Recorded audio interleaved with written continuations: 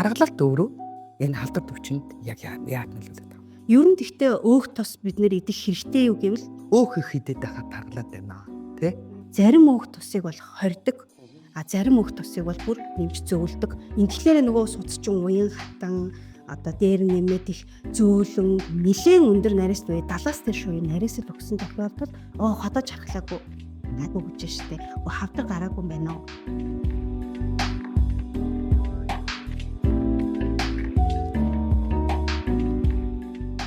Сайн байцгаана уу?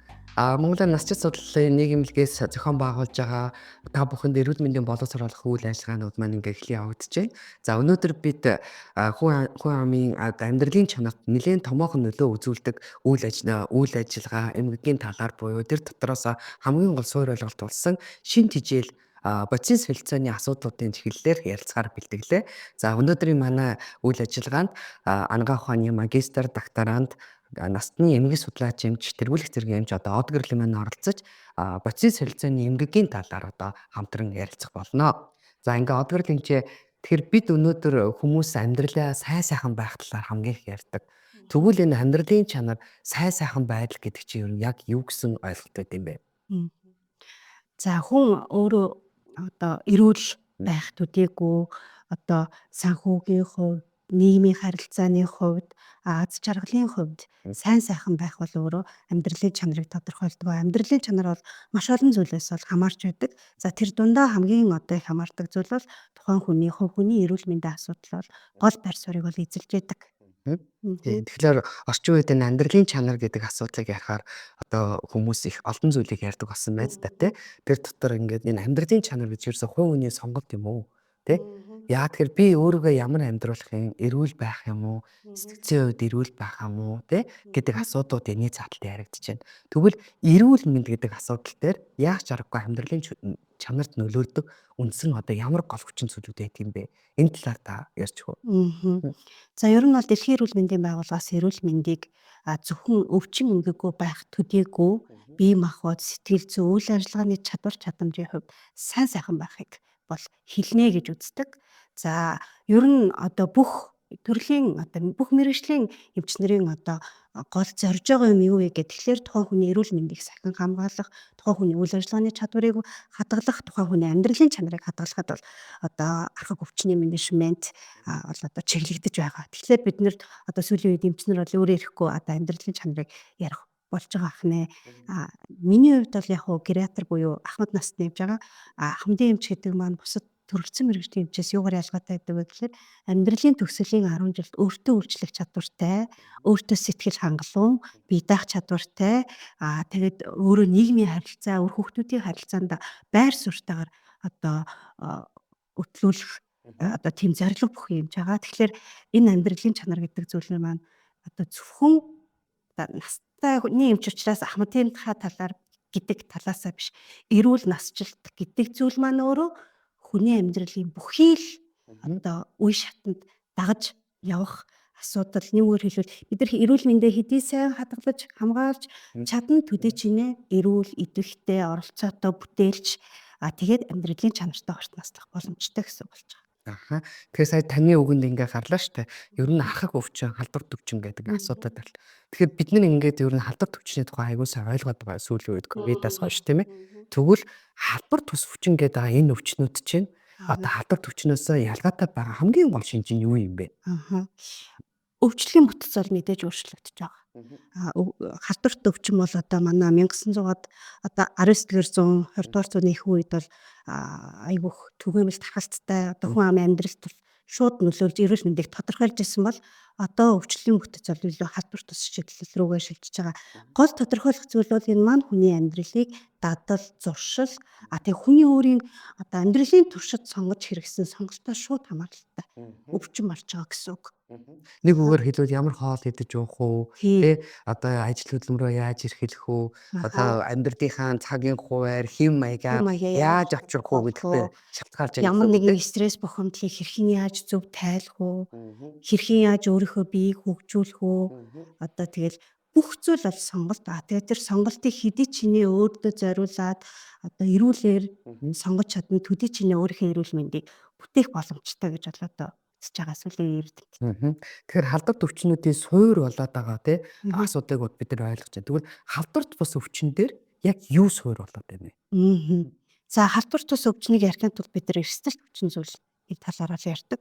За эрсдэлт хүчин зүйлийн анхдагч эрсдэлт хүчин зүйл дээр болохоор бид нар хоол унд, за тэгээд одоо хорц зуршлын хэрэглээ, за хөдөлгөөн гэдэг зүйлийг бол ерөнхийдөө бол авч үздэг.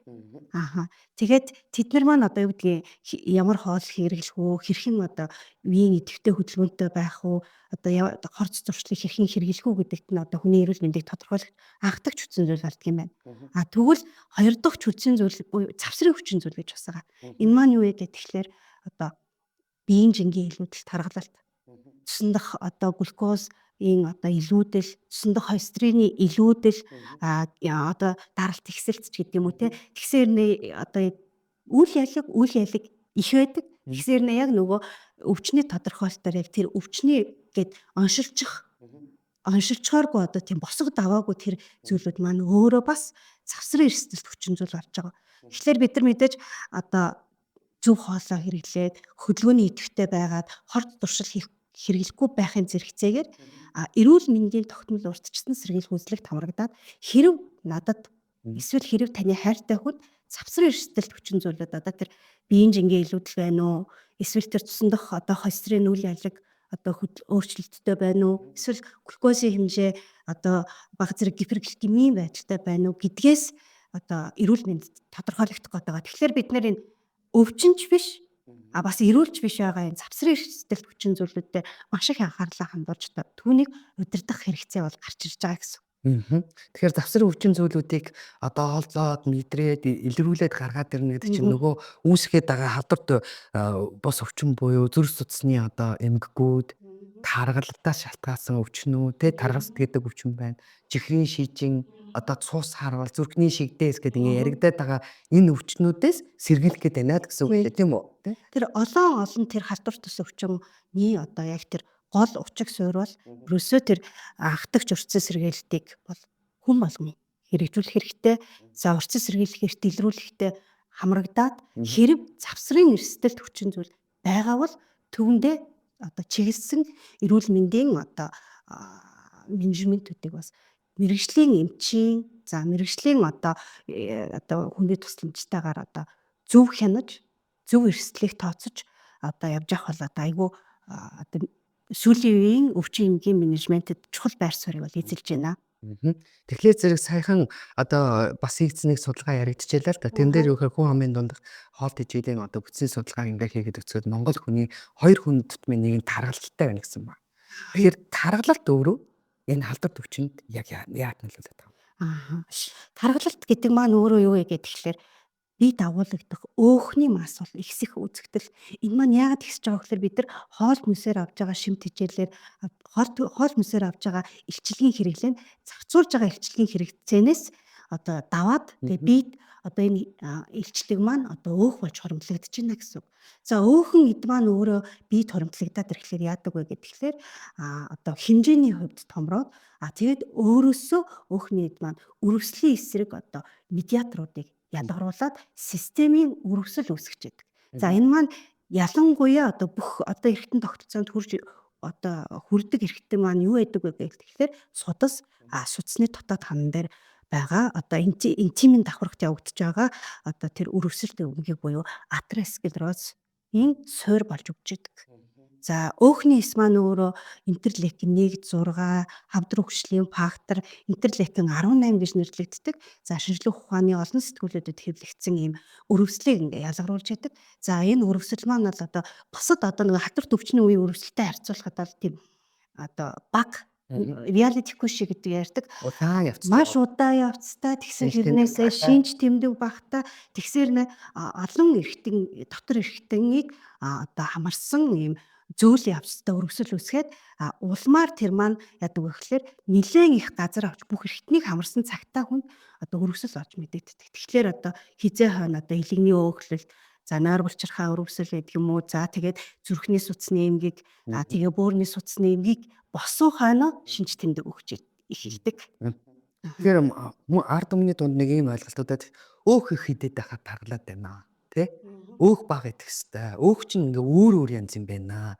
Одоо зарим нь болохоор сүүл өвчүүний өөхийг идэх юм бол сайн. Зарим нь гадрын өөх тий, дотор өөх битгий идгээл ингээл асуудал болдог. Тэгвэл энэ таргад чинь зөвхөн өөх юм уу? Бас өөр юмнууд байна уу? За энэ таргалалтыг үүсгэж байгаа хүчин зүйл маань болохоор холестеролын одоо солилцоотой холбогдож ингэж цаад бие оноогоо ухаанд тайлбарлагддаг байгаа. За бид байгаа холестерин маань болохоор 3/1 нь бол хоол тэжээлээр орсон холестерин, 3/2 нь бол дотоод одоо бодис солилцооны дүнд бас бид нэр холестерин ол үүсгэж байдаг. Нүгээр хэлбэл бид нар уурга нүүрс ус өөх тосоо идэнэ. За энэ маань одоо нүүрс ус маань бол ер нь бол бүх эргэтний одоо юу болно энерги их усрал болж идэг. Тэгээд хоол идээгүй үедээ яах вэ гэхээр бид нар өөх болж хураасан одоо нөгөө глюкозо буюу одоо буцаагаад шатаагаад кето одоо бета эсрэлтээр шатаагаад тэгээд энэ бодис солилцоонд дин хэрэгцээтэй байгаа энергийг бол үйлдвэрлэх ёстой. Тэгтэл тэгтэл яадаг вэ гэхээр энэ үйл ажиллагаа маань доолдож ирээд одоо яах нь бид нар зарцуулах одоо илчлэг нь багасаад ахлаар биедээ холестерол болгоод шингээгээд өөх нийтдээ авдаг гэсэн үг байна. Ер нь тэгтээ өөх тос бид нэр идэх хэрэгтэй юу гэвэл хэрэгтэй. Өөх тос бол хүний биед чухал хэрэгцээтэй. Нэгдүгээрт нь бүх эд эсвийн хан маань өөхөнд аврахтай байна. За дээр нэмээд одоо бодис солилцоонд маш хэрэгцээтэй байгаа дааврын үндсэн бүтцэл өөх тос байна.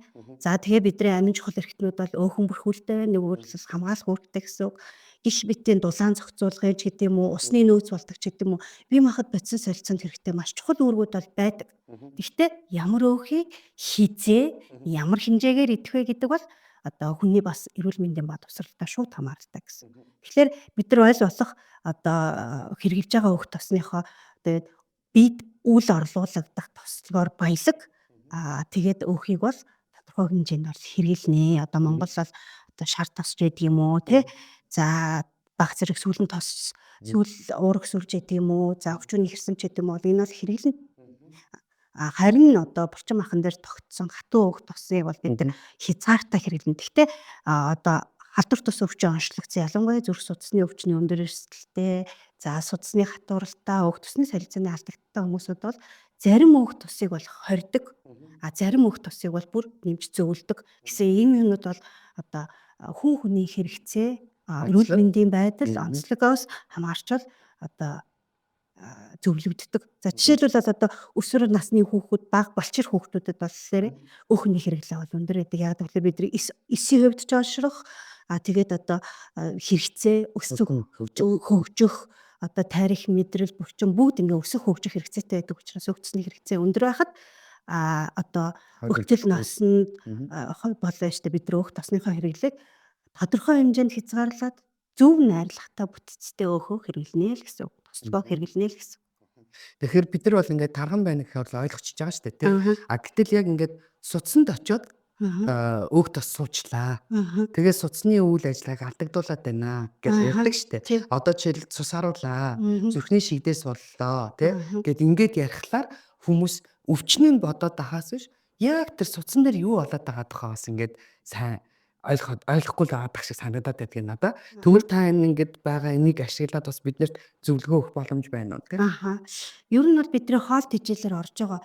Сүүлийн үед ихтэй нөгөө бидний зөнгөлийг хэрэгжилж байгаа гол хүмүүс бол талд өөх тосоор маш их баялаг. Сонгуяа одоо хит боловсруулсан, гидрогенжүүлсэн, транс тосоор бас баялаг байгаа. Бид нар бол одоо ингээд одоо төргүү хоолууд аваад идэж штэ тий. Хагас бэлэн бүтээгдэхүүнүүд аваад идэхэд тэд нар маань яадаг гэхээр дандаа нөгөө тослол нь нэг бол хансан эсвэл яг нь транс хэлбэрчилсэн тосуудыг бол бид нар тооцохгүйгээр авчирчаа. Мэдээж юм өөхтэй мах идсэн бол би өөх идчихлээ гэж мэднэ. Хуушур идэхлээр бид нар өөх идчихтэй гэж мэднэ. Тэгтэл бид нар одоо шайбуу дахиан дээр, чипсэн дээр тэ бид нар одоо юу гэдэг шоколадан дээр ч гэдэг юм уу тодорхой хэмжээнд ч юм уу маш их хэмжээний өөх тос байгааг тооцоолохгүй идэт байдаг байхгүй. За тэгээд өөх тос одоо тэр өөх тосдаг хоол хүнс аманд орж ирээд бидний боловсрч хэрэлдэг газар бол нарийн гидсэн байдаг. За нарийн гидсэнд орж ирээд байдаг гэхээр тэнд ийм том өөхөн тусал маань цөсний нөлөөгөөр мицил хэлбэрчилж юм жижиг хэлбэрт хуваагддаг гэсэн. За тэгэнгүүтэл яадаг гэхээр нойр булчирханаас липаза гэдэг фермент гарч ирээд тэрийг задлаад тэгээд тэр өөхөн тусал маань гидсний ханаар шимэгдээд тунгалгийн судас руу ийм хило микрон гэж нэрлэгдэх юм том уухан тусал хэлбэрээр ордог. За тэгээд том уухан тусал хэлбэрээр тунгалгийн судсаар явж байгаад бид нэр игмэнд орох юугаар одоо тунгалгийн судсаар их хэрэгэлтэнд ороод ирээд их хэрэгэлтээр дамжиж явж байгаад бид нар цахин эргэтэн дээрээ тэр маань дотор липаза липопротеин липаза гэдэг ферментээр бол яадаг вэ гэхээр задраад тэнд өөхний дээд хүчил болоод ингээд задардаг. За тэр өөхний дээд хүчил маань хэрэг тухайн хүн одоо булчингийн үйл ажиллагаа сайн хийж явах юм бол тэр маань тэр булчинд очиж задарна гэсэн үг. Булчингийн капиллярд очиж задарна. Тэгтэл тэр хүн одоо идэвхтэй хөдөлгөөн хийхгүй байх юм бол өөхний эдэд очиж задраа тэнд нөөцөнд шууд очно гэсэн. Нэг үгээр хэлбэл тэр хило микрон гэдэг маань одоо бид нар автобус гэдээ ойлгочих болно. Дотор нь зорчиж байгаа зорчигчд бол эдрийн хоол тэжээлээр орж ирсэн холестерин тригглицеридүүд гэж ойлгож болно. Автобусны зогсоол нь юу юм бэ гэхээр липопротеин липаза гэдэг фермент. Тэр липаза фермент маань ингээд зогсохлоор тэнд бууж ирсэн одоо нөгөө зорчигчд маань яадаг вэ гэхээр яг тэр хэрэгцээтэй хаана энерги хэрэгтэй тийшээгээ явдаг зорчоод очдгоо гэсэн. Тэгээд энд одоо үлдсэн тригглицеридүүдэд булгасан автобус хаачих вэ гэдгээс бол автобус яваад бид нар элхэнд очдог. За элхэнд очиод ирэхлээр тэндээс дараагийнхаа зорчигчдыг суулгаад энэ мөнгөлөөр нөгөө дотоод өөх тосоо гэсэн. Дотоод өөх тосоо суулгаад ахиад очиод явах нь. За химитээр ингээд нөгөө мэлгнээс тэр одоо өөх тосны солилцоон тэр холестерин солилцоо маань явагдаад хаана энерги хэрэгтэй тэнд бол ингэж түгээж явах үүрэгтэй байдаг. За элхэнд очиод дараагийн тэр хило микрон маань маш бага нектарстай липопротеин гэж зүйл болж хувирна. Тэр маш бага нектарстай тос муу тос гэх хүмүүс яриад байгаа. Муу тос гэсэн. Тэгээ яриад байдаг. За тэр муу тос буюу маш бага нектарстай липопротеин маань холестерин гэдэг одоо бид нар дотоодоос нөгөө 3.2-ын дотоодоос үйлдвэрлэдэг бааш тэр холестерин гэдэг зүйлийг тээвэрлээ явж байгаа. Тэгээд тэр холестерин гэдэг зүйлийг тээвэрлэж явж байгаа ахаад нөгөөдгөн дээрээ ирээд задлагдаг. Задлахад тэнд хэрэгцээ бага байвал яах вэ гэдэг асуудал гарна. Тэн дээрээс бид нар бага нектарстай липопротеин гэдэг зүйл рүү шилжээд тэгээд тэр маань одоо цусны урсгалаас зайлуулагдаж чадахгүй явж байгаад яг бүр тэр захын жижиг гэвэнд очиод одоо яах нь хамгаалах хэсэд залгигдаад тэндээ үргэлжлэлийн медиаторуудад одоо ялгаруулад энэ судасны хан дээр ингэж тунж зузааруулах юм үйлдэл үүснэ. Инчлээрээ нөгөө судас чинь уян хатан одоо дээр нэмээд их зөөлөн тэгээд эзний бас тодорхой хэмжээний нөхдөд шимт хэмжээлийг гаргаж яадаг ийм юм маань судасны хан хатуураад зузаараад уян хатан байдал алдагдаад эхлэх үеэс эхлээд энэ судасаар тэжээгдэж байгаа эргэтэн гэдэг зүйл цусан хангамжийн дутагдалд ороод энэ дээрээс эд эргэтний одоо энэ гихшлийн шинжүүд гарна. Гэхдээ цусны урсгал ингэж удаашраад одоо шинж тэмдэг илэртлээ энэ бол маш удаан явагддаг. Амьдралын туршид явагддаг процесс гэдэг. Тэгэхээр энэ маань одоо хамгийн их нэрвэгддэг эрхтнүүд маань юу вэ гэхээр байнгын үйл ажиллагаатай байдаг. Зүрх, бөөр, тарих.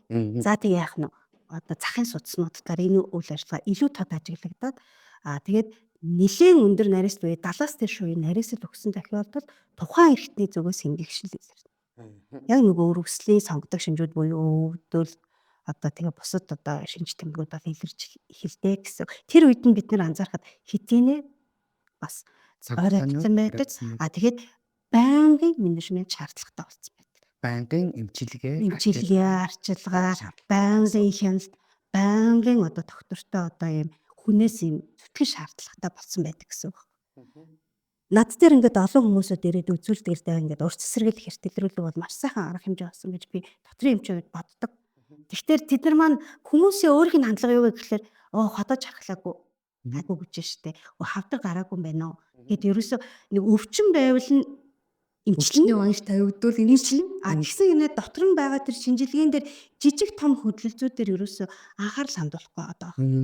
Тийм учраас энэ одоо эрт төрүүлэг дээр чинь хамгийн гол яг энэ боцид солилцооны дөрвөн зүйлийг үзэхээр бүр зааж өгсөн байгаа шүү дээ. Тийм. Яг холестерин, глюкоз, тэгээд липопротеинуудыг үзүүлээгээд энэ маань юу хэлээд байна вэ гэхлээр нөгөө 10 жилийн дараа 20 жилийн дараа манай хүмүүсийн донд зүрх судасны эмгийг бууруулах, тархины харуултыг бууруулах тийм ээ судасны эмгүүдийг багасгах зорилт байгаа шүү дээ. Ер нь бол чиглэл тэнд байдаг. Тэгтэл одоо ард иргэдийн зүгээс ч ойлголтмуудтай байна.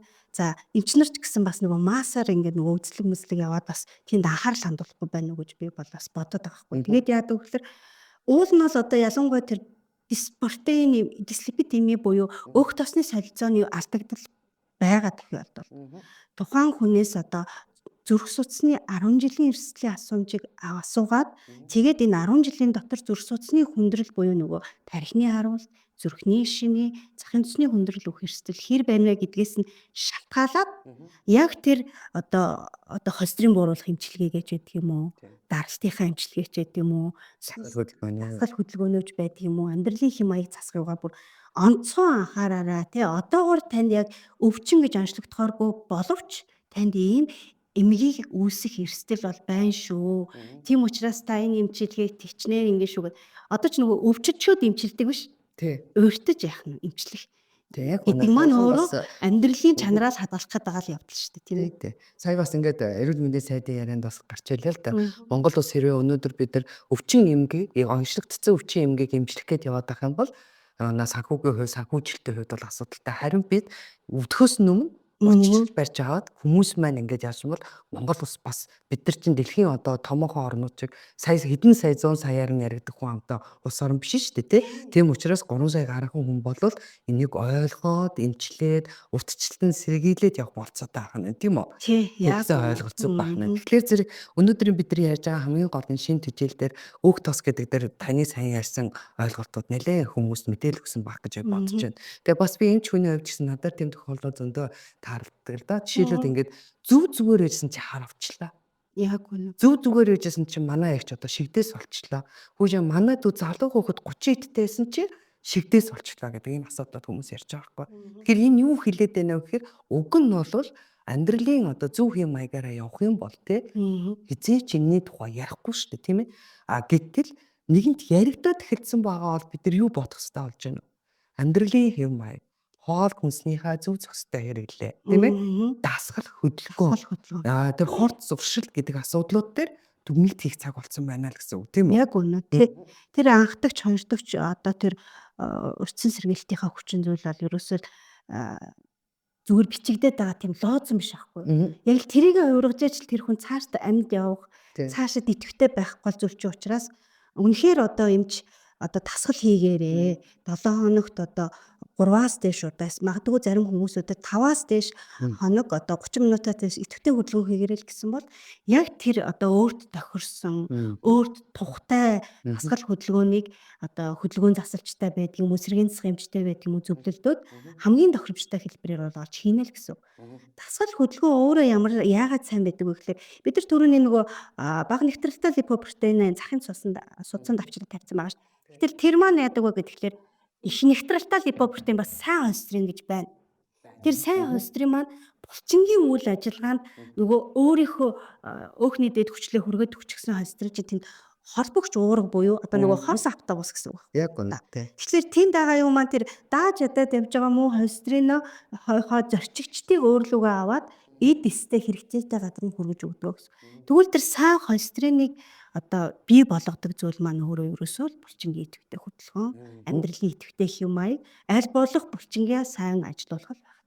Яг зүйтэй тийм. Тэгэхээр одоо хөдөлгөөнийг орлох одоо нэгч сайн юм бол одоогоор байхгүй. Тэгвэл муу холестеринийг бууруулах ч гэдэг юм уу, өөх тосны солилцооны алдагдлыг засах бол өчнөө эмчилгээний сонголтууд байгаа ч хөдөлгөөнийг орлох сайн юм бол байхгүй. Тэгэхээр хүн болгон одоо энэ суугаа, идэвхгүй амьдралын хэм маягтай энэ үед өөртөө боломж олгоод булчиндаа одоо хөдөлгөөнийг олгоод яхахлаарэ булчингийн маск гэдэг зүйл маань нэмэгдэнэ. Булчингийн маск гэдэг зүйл нэмэгдэхлээр түүний ажиллах чадвар сайжирна. Ажиллах чадвар сайн байна гэдэг бол идэвхтэй наслана л гэсэн үг байна. Яг үнэ тийм. Тэгэхээр хүн болгон түрүүн хамгийн ихэнд бид нэр ярьж хэлсэн шүү дээ. Амьдралын чанар сайхан байдал гэдэг. Тэгэхээр амьдралын чанар гэдэг чинь өнөөдөр бид нар хідэн насандаа та яг ямар байхыг хүсэж байгаа юм бэ гэсэн үг шүү дээ. Одоо бид нар яах вэ? Одоо мэдээж хэрэг улс орон учраас бид нар тэр хүмүүс зориулсан шаардлагатай хэрэгцээтэй үйлчлэгнүүдийг бий болгох хэрэгтэй. Асрамжийн газар суйлал, сэргээн засах эмнэлэг энэ бол ойлгомжтой. Харин та гэртээ баймаар байгаа мó? Асрамжийн газар байгаа маа юу? тэр эмгэгт үргэлж хөвддөг хүн баймаар уу гэдэг бол эцсийн бүлэгт хүүхэн тэр хүний өөрийн сонголтын асуудал болж байна гэсэн үг шүү дээ, тийм Яг ээ? нь. Тий. Тэгэхээр бид өнөөдөр хөдөлмөрлж олж байгаа цалин хөлсөөрөө яг юу худалдаж авч идэх юм бэ? Тэ? Өөртөө зарцуулж байгаа хоногийн 24 цагийнхаа хэдийн дасгал хөдөлгөөнд зориулах юм бэ? Тэ? Энэ бүгдийг тооцож явах хэрэгтэй байна л гэсэн үг, тийм үү? Зөв.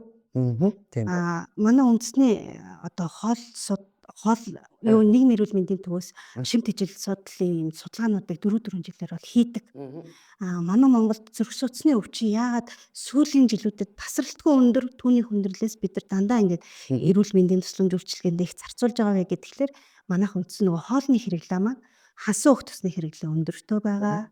За хоёрдугаарт нь жимсний хүнсний ногооны хэрэглээ одоо 5 ба түүнээс дээш хүнсний нэгжийг өдөрт хэрэглээрэй гэхэд бид нар одоо 3 дээдл нь одоо хамгийн хэрэгэлдэг хүн 3 түүнээс одоо баг хэрэгжилж байна гэдэг бол бид нар амин дэм эрдэс бодис дээр нэмээд одоо тэр эслэгийн үйл ажиллагаа дутагдaltaй байна гэсэн үг болох гэдэг.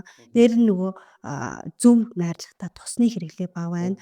Тэгээд давсны хэрэглээ өндөр байгаатай холбоотойгоор ерөөсөө зүрх судасны өвчний эрсдэл бол биднэрт одоо бүс нутгийн хэрэглээнд үндсэн хэрэглээнүүд байгаа учраас юуны эсрэгээр бид нар эрүүл байхын тулд одоо ногоо навч ногооч гэдэг юм уу те олон төрлийн жимс олон өнгийн жимс ногооны хэрэглээ дээр нэмээд хастай үр будааны хэрэглээ тэгээд одоо тослог бахтай мах тэгээд тослог бахтай сүүсэн бүтээгдэхүүн гэх мэтийг одоо яг нь өөрийнхөө амьдралд ингээд зөв одоо харьцаатайгаар хэрэглээд явах юм бол бид нар бас одоо нөгөө анхдагч буюу суурийн суур тэр хоолт ижилгээ зөв хэрэглээд эхэлсэн байхад өнөөдрийн сонголтод бидний маргааш ирээдүг тодорхойлж байгаа шүү дээ. Тий. Үнэн тий. Гэтэ энд бас оройтно гэж байдаггүй. Яг Оройтно гэж байдаг. Хүн боддог байхгүй одоо би угаасаа л өөхтөө мах идэх туртамж яах юм өөхтөө мах идэл ямгүй яг гэдэг. Үгүй. Бид нар өнөөдөр хэрэглээгээ хэдий чинээ багасгаж бууруулж одоо зөв хэрэглэн төдий чинээ одоо тэр Организм. эрсдэл гэдэг зүйл бол одоо тодорхой хэмжээгээр одоо багасч идэх гэсэн үг. Багасч Тийм. Тэгэхээр бидний бие организм бол маш сайн сэргэх, нөхөн сэргэх тий өөрийгөө өөрчлөгөө шинжлэх юм чадвартай организм тий. Тийм учраас хэрвээ та хийж чадах юм бол таны одоо хийж байгаа тэр процесс шууд илэрхийлэл харагдана. Өнөөдөр тийм зөндөл байдаг шүү дээ. Одоо маш тарган байсан, илүүдэлж идэ байсан хүмүүс өөрийгөө олж хараад, өөрийгөө мэдрээд, өөрийнхөө ирээдүг харж мэдэрчээд тэрнийхээ өөрчлөлтийг хийгээд хичнээн гоё болж байна, тийм ээ. Тэд нар өнөөдөр таргалдаггүй болж байна. Тэд нар өнөөдөр эрүүл дасгал хөдөлгөөн хийж чаддаг болсон. Тэр битгээл тэмцээн уралдаанд ороод бүр тэр булчин шүрмсөөхөн одоо сайхан болсноороо гайхуулаад төрүүлээд явж байгаа хүмүүс ч зөндөө байдаг юм уу. Тэгэхээр бид өнөөдөр энэ нэвтрүүлгээс юу одоо хамгийн гол хэлэх гээд байгаа зүйл маань юу гэхээр та өнөөдөр яг шимт ижил гэдэг энэ зүйл дээр тийм ээ бодисын солилцооны өөрчлөлт гэдэг зүйл дээр хамгийн гол анхаарах зүйлүүдээ одоо яг 1 2 3 шүү гэдгийг төгсгөлд нь дүгэл толгойд нэг хэлээд өгөө тийм. Ер нь бол бид нэр хизээнээс эрүүл мэндэд анхаарах хэрэгтэй гэхээр насны эмчийн хувьд бол 38 нас гэж бол үздэг. Яг тэгэхээр тэр маань болохоор хүний нөгөө даавар тэмцэл, биологийн нас, паспортын нас хоёр яг тэнцүү болдог үе 38 нас гэдэг. Аны бид нар наривчлаад ер нь 40 наснаас эхлээд байнга тогтвортой урьд цэцэрлэгийг эрт илрүүлэхтэй хамрагдаад надад ямар эрсдлээ тэрийг бууруулъя. Нэгдүгээр. Хоёрдугаар хэрэг өвчин онцлогдох юм бол тэрнийг яг одоо эмчилгээгийн дэглэмийн тэгээ сахиад тогтмол эмчтэй хянагдаад явжээ гэсэн. Хэрэв надад ямар нэгэн өвчний хүндрэл илэрсэн бол би тэр хүндрэлийг зөв эмчилгээний зэрэгцээгээр одоо ахиж үүсгээс сэргийлээд үйл ажиллагаагаа хадгалах чиглэлээр сэргээн засах эмчилгээгээ давхар хийх хэрэгтэй байна гэж үзнэ. Гол одоо бид нар юу хэлдэг байгаа вэ? Та одоо 40-оос дээш наснд бол 5 жил тутамд. Юу бол 50-аас дээш наснд бол 3 жил тутамд 75-аас дээш жил тутамд бид нэр судасны одоо өг тосныхоо үзүүлэлтийг одоо эрсдлүүдийг тооцох тэр үзүүлэлтүүдийг зайлшгүй хэмжин үүнд бага нэгтрэлтэй липопротеин, тригглицерид, одоо глюкоз тэгээд юу нийт холестеринийг бол хэмжүүлээрээ. За 65-аас дээш насныханд болохоор одоо хүрээний судасны Доплер дуплекс графи, тархины судасны доптер дуплексграфи хийх хэрэгтэй. Хэрв таны хөл гар бадарх хэрвнийг шинж тэмдэглэрч бол магадгүй захын цусны өөх тус удаан явсан суугаан амьдралын хэм маягтай стресстэй тэгээд байсан хүмүүсүүд бол одоо захын судасны бичлэг энтер хийлгээд тэр эрсдэл гарах нөхцөлийг бид нэр удирдах хэрэгтэй л гэж зөвлөе. За тэгэхээр баярлалаа. Тэр бас эндээс нэг миний зүгээс хэлэх зүйл юу гэхээр манайх ингээ онцлуулчаад хайчдаг. Харин тэр нь л аюу Онцлуулсан гэдэг бол эмчилсэн гэсэн үг. Онцлуулсан гэдэг бол та өөрөө төлөө юм хийж байгаагийн нэг ихэл боловч төгсгөл биш шүү дээ тий. Онцлуулсан бол эрүүл байна. Хэрцдэд хүчин зүйлтэй байна. Завсрын өвчин зүйлүүд нөлөөлөд байна тий. Өшөө ирвэ энийг ингээд цаашаа арга хэмжээ авахгүй бол өвчин эмгэг архаг мөнхийн эмчилгээ шаардах эмгэг болох гэдэг шүү л гэдгийг хэлээд байгаа зүйл тийм үү. Тэгэхээр яг энэ цаг мөчтөр та хэрвээ эртэлрүүлэгт орсон байгаа бол эртэлрүүлгийнхээ үр дүнгийг хараад үзээрэй. Тэр ийм Монголиа дээрээс те өөрийнхөө татаад аваад харах бүрэн болцоотой байгаа тийм үү. Тэгээд нөгөө байх ёстой лавламж хэмжээ түүнээс ихсэн багсан хэмжээнд дээр ямар нэгэн тэмдэглэгээ байна уу юу? Тийм ээ. Энийг харж байгаа. Хэрвээ ямар нэгэн тэмдэглэгээ байх юм бол мэрэгжлийн эмчтэй очиод 10 жилийн дотор үүсэх эрсдлийг тооцоолаад ингээд тооцоолох хэрэгтэй. Тэгээд энэ маань юу хэрэгтэй гэхээр хүмүүс би тэзээ үзүүлэхэд дандаа л нарийнсалтай гардаг. Хид байж байгаад хид болж ахаад байгаа динамик мэдмээр тийм ээ. Тэгээд би хид байсныг хид болгож бууруулвал би удирдах юм гэхий. Тэгээд хэрэг би арга хэмжээ авахгүй бол хэдэн жилийн дараа ямар эрсдэлд хүрэх юм бэ гэдгийг заавал тооцоолж авах хэрэгтэй. Манай нөгөө ахмадын эмчнэр чинь тэгдэг шүү дээ. Бид нар хэрэг Монгол хүний дундаж насалтанд хүрээгүй л байвал бид нар энэ эмчилгээ менежментийг заавал хийнэ л гэсэн үг шүү. Тэгсэн үг. Заавал хийнэ гэсэн. Заавал хийнэ гэсэн. Тэгэхгүй бол амьдралын чанаргүй, өөртөө өөрчлөх чадваргүй. Боцын газаргаа халамжинд одоо хөтлөх баримттай хөтлөх боломж. Бид нарт байна л гэсэн үг. Яг энэ нөхцөл байдал бидний хүлээж байна л гэсэн үг. Тийм байдал, тийм ирээдүйд очихгүй тул бид нар өнөөдөр сонголтыг өөрчлөх. Энэ бол хамгийн зөв арга хэмжээ менежментийн суурилж. Баярлалаа Одгар. Тэгэхээр өнөөдөр бид нар амьдралынхаа чанарыг хангахад бол сайн сайхан байхын тулд энэ боцын солилцооны эмгэг гэж юу юм? Боцын солилцоо тэр дотроо өнөөдөр бидний одоо халдварт өвчний хүндрэлт байдалд хүргээд байгаа тааргалт өөх тосны солилцооны асуудлаар ярилцлаа. Та бүхэн энэ чиглэлээр асуулт тодруулах бол манай пэйж хуудсанд хандаарай. Баярлалаа.